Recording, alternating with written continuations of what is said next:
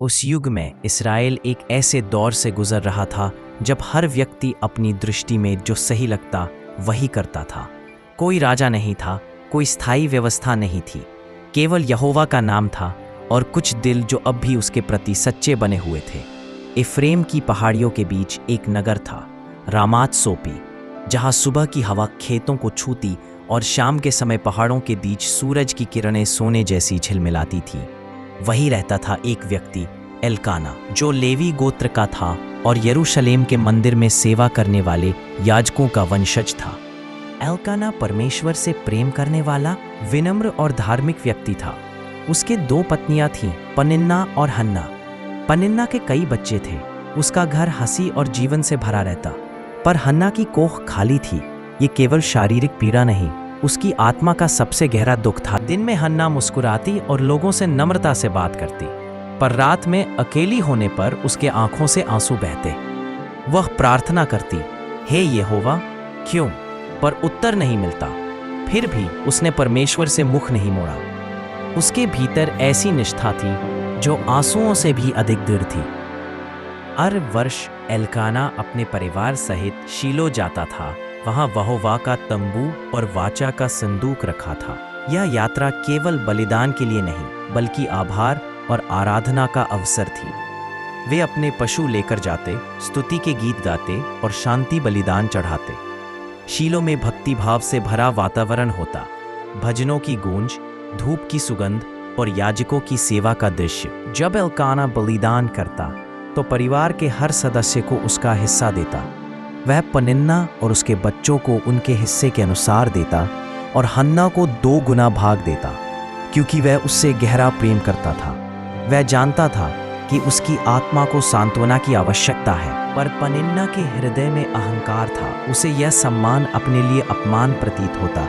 वह हन्ना को चिढ़ाती, देख, परमेश्वर ने मुझे फल दिया, तुझे नहीं, तेरी प्रार्थनाएं व्यर्थ रही। हन्ना ये ताने चुपचाप सहती, पर हर शब्द उसके हृदय को घायल करता।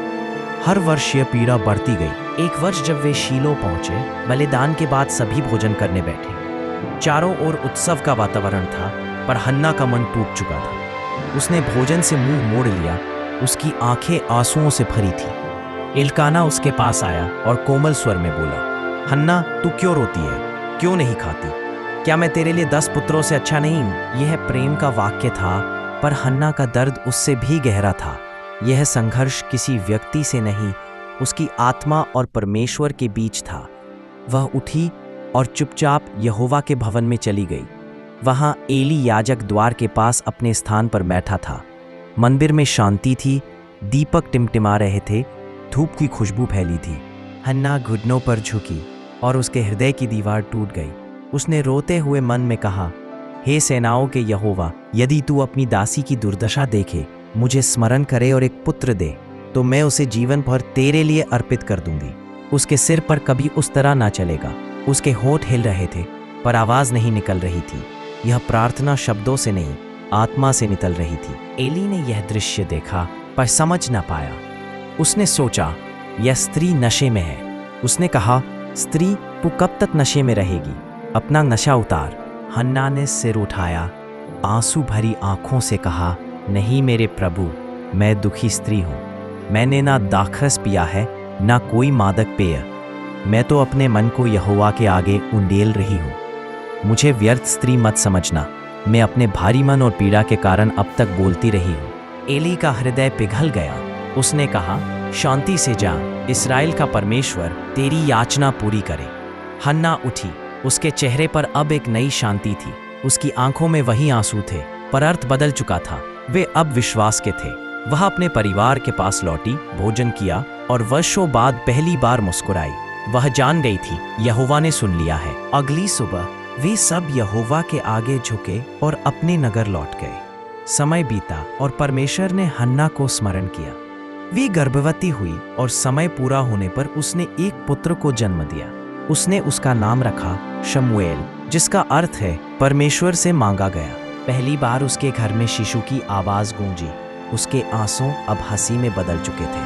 वह अपने बच्चे को देख कहती, तू मेरे स्वर्ग से मिला उत्तर है। पर वह यह भी जानती थी कि यह बच्चा केवल उसका नहीं, यह परमेश्वर का है, जब शमूएल दूत से छुड़ाया गया, हन्ना और एल्काना उसे लेकर फिर शीलो पहुंचे, 3 बैल, 1 एपा आटा और दाखरस लेकर। वहां उसने एली याजक से कहा, मेरे प्रभु, मैं वही स्त्री हूँ जो यहाँ तेरे पास खड़ी होकर यहोवा से प्रार्थना करती थी। इसी बालक के लिए मैंने याचना की थी और यहोवा ने मेरी प्रार्थना पूरी की।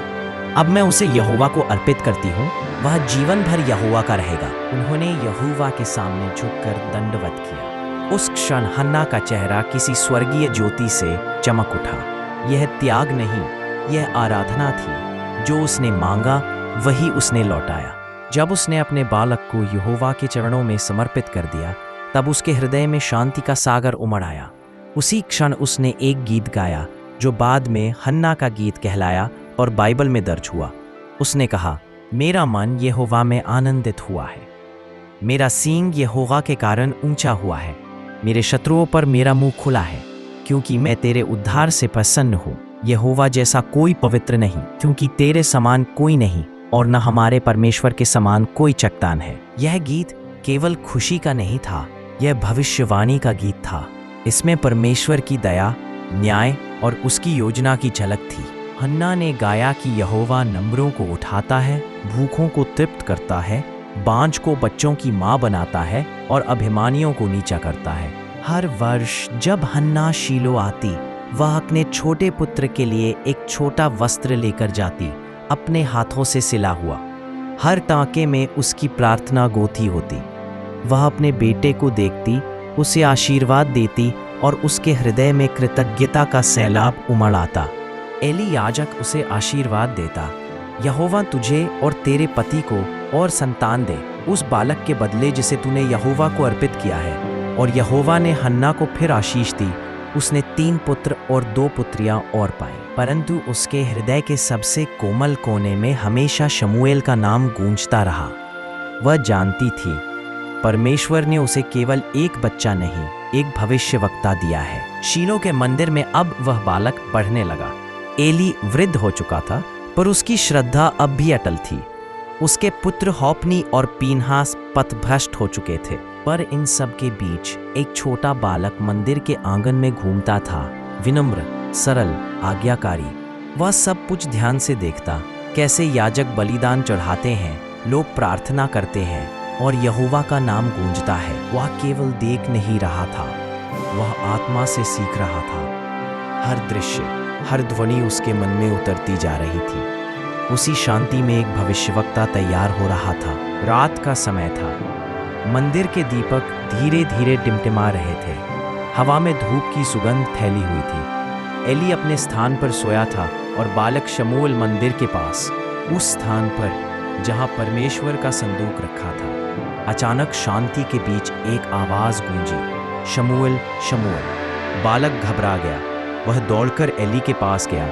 यहाँ हूँ, तूने मुझे बुलाया? एली ने कहा, नहीं बेटा, मैं नहीं बुलाया, फिर जाकर लेट जा। शमूएल वापस गया, पर थोड़ी देर बाद वही आवाज दोबारा आई। वह फिर उठा, एली के पास गया। यहाँ हूँ, तूने बुलाया? एली ने कहा, मैंने नहीं पुत्र, जा विश्राम कर। तीसरी बार वही आवाज आई। अब एली समझ गया, यहोवा बुला रहा है। उसने कहा, जब वह फिर पुकारे तो कहना, हे यहोवा, कह, क्योंकि तेरा दास सुन रहा है। शमूएल अपने स्थान पर लौटा। उसका हृदय धड़क रहा था। फिर वही आवाज आई, शमूएल, शमूएल। बालक बोला, हे यहोवा, कह, क्योंकि तेरा दास सुन रहा है। और उस रात परमेश्वर ने उससे बात की। उसने उसे एली के घर के विरुद्ध न्याय का संदेश बताया कि उसके पुत्रों के पापों के कारण न्याय आने वाला है और अब उसका घर स्थिर नहीं रहेगा। शमूएल भयभीत हुआ। वह भोर तक लेटा रहा, नींद न आई। सुबह जब एली ने पुकारा, शमूएल मेरे पुत्र, वह बोला, क्या आज्ञा मेरे प्रभु? एली ने कहा, जो कुछ यहोवा ने तुझसे कहा मुझसे मत छिपा। यदि तू कुछ भी छिपाए तो परमेश्वर तुझसे वैसा ही करे, बल्कि उससे भी अधिक। तब शमूएल ने सब कुछ कह सुनाया, एक शब्द भी नहीं छिपाया।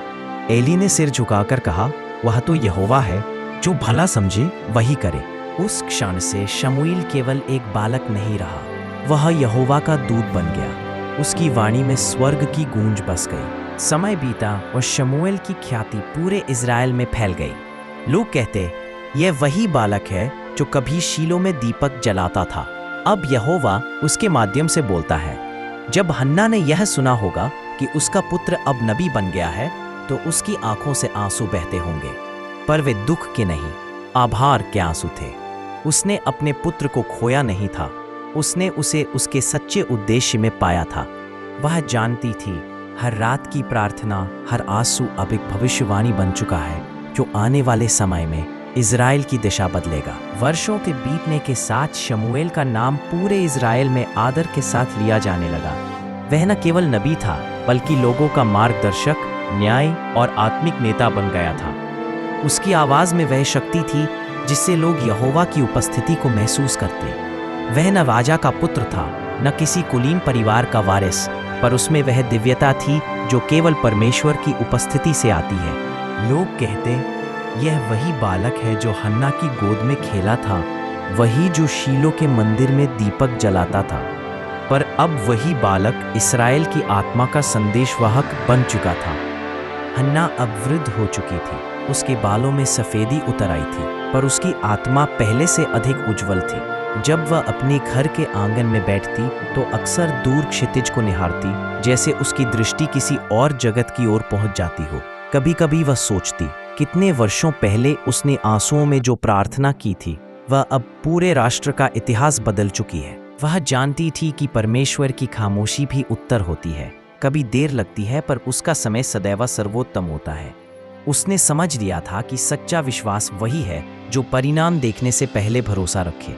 उसकी आत्मा में अब कोई अधूरापन नहीं था, केवल शांति थी और आभार का एक अंतहीन प्रवाह। शमूएल ने इस्राएल में राजशाही की नींव रखी। उसी ने शाऊल का अभिषेक किया और फिर दाऊद को चुना, वह युवक जिसके वंश से मसीहा आने वाला था। शायद हन्ना ने यह सब अपने जीवन काल में न देखा हो, पर उसकी आत्मा जानती थी कि उसने जो बीज बोया था वह अब युगों तक फल देने वाला वृक्ष बन गया है। वह अब समझ चुकी थी, परमेश्वर की योजना मनुष्य की समझ से परे होती है, पर हर पीड़ा में एक उद्देश्य छिपा होता है। हन्ना की कहानी का सौंदर्य केवल उसके पुत्र के जन्म में नहीं, बल्कि उस क्षण में था जब उसने उसे वापस यहोवा को सौंप दिया। उसने दिखाया कि सच्चा विश्वास पाने से नहीं, देने से सिद्ध होता है। उसने अपने दुख को निराशा नहीं बनने दिया, उसे प्रार्थना में बदल दिया। उसने मांगा, पाया और फिर लौटाकर दे दिया। यह संसार पाने पर पकड़ता है, पर हन्ना ने देकर पाया, और यही उसका चमत्कार था। बाइबल में लिखा है, यहोवा ने हन्ना को स्मरण किया। यह केवल एक ऐतिहासिक वाक्य नहीं, बल्कि हर उस व्यक्ति के लिए वादा है जो आंसुओं में भी विश्वास नहीं छोड़ता। हन्ना उन सब के लिए एक प्रतीक बन गई जो प्रतीक्षा में भी आशा रखते हैं, जो चुपचाप प्रार्थना करते हैं और जानते हैं कि परमेश्वर सुनता है। उसका गीत, मेरा हृदय यहोवा के कारण मग्न है, मेरा सींग यहोवा के कारण ऊंचा हुआ है, आज भी उन सबके हृदयों में गूंजता है जो निराशा में भी घुटनों पर झुकना जानते हैं। जब कोई कहे परमेश्वर मौन है, तो हन्ना की आवाज़ उत्तर देती है, नहीं, वह मौन नहीं, वह कार्य कर रहा है। जब कोई कहे बहुत देर हो चुकी है, तो उसका जीवन कहता है परमेश्वर का समय सर्वोत्तम है। और जब कोई कहे मेरी सुनवाई नहीं हुई, तो उसकी कहानी सदा उत्तर देती है, यहोवा ने स्मरण किया। इस प्रकार हन्ना की कथा केवल एक स्त्री की कहानी नहीं, बल्कि हर उस आत्मा की यात्रा है जो अंधकार में भी प्रकाश की खोज करती है। ये कहानी आज भी एक दीपक की तरह जलती है, जो कहती है परमेश्वर सुनता है।